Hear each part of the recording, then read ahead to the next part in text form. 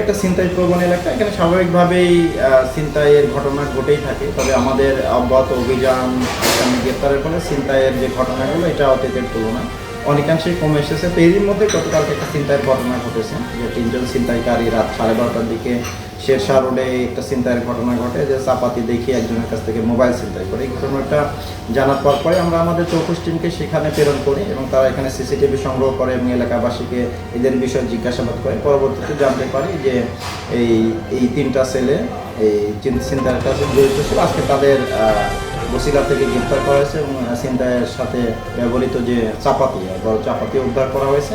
আরেকজন যে পলাতক আসামি আছে তাকে উদ্ধারের বিষয়ে আমাদের অভিযান চলমান রয়েছে। ধন্যবাদ।